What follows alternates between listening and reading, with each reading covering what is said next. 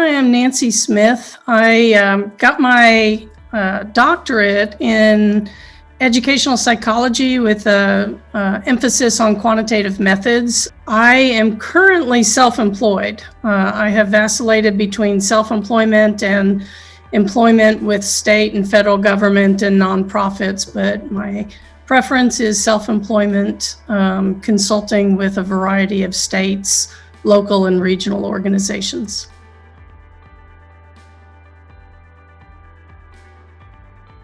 First job I got just as I defended my dissertation was in research and evaluation at the Texas Education Agency.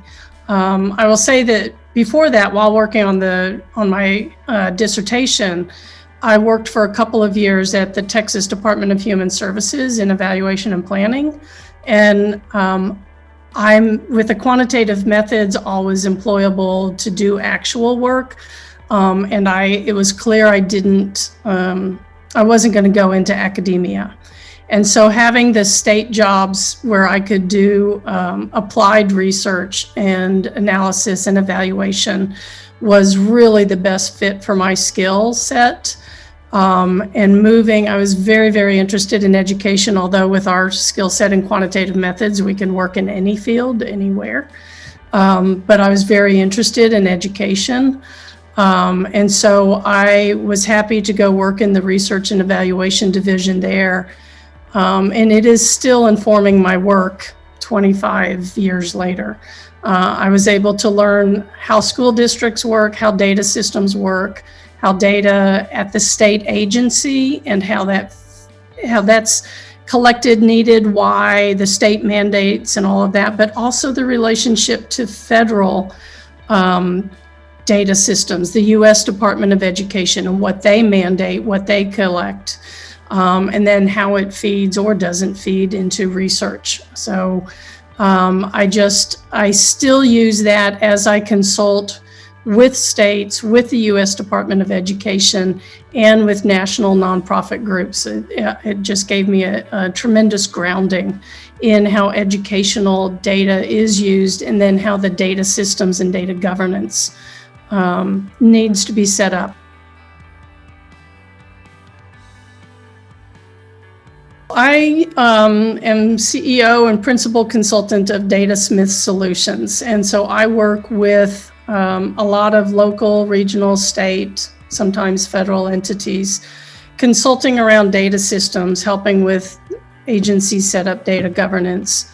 One of my current projects is as a consultant with the Data Quality Campaign, which is a national nonprofit advocating for student-level longitudinal data systems and the use of data to inform state, ideally federal, local policy, and improve student outcomes. Ultimately, we all want to improve student outcomes. So I helped form the Data Quality Campaign. I helped launch it in 2005, and I've left and I've come back as a consultant a few times. Right now, we're working in different states, including Texas, to understand the landscape and try to help improve data sharing between K-12, Texas Education Agency, the Higher Education Coordinating Board, and the Workforce Commission, with the goal of connecting data all along the pipeline so that we can help inform education to prepare students and to become workers. And feed into excellent workforce opportunities. Historically, all of those agencies have been separate and their data is separate. And so you might have touch points with students at any given time, but ultimately what we want for our economy is a great workforce. And that depends upon education. And so we're really working hard in all data quality campaigns in all states, but certainly we've got some state-specific projects, and we're working with each of these agencies to improve data sharing, data analysis, data use.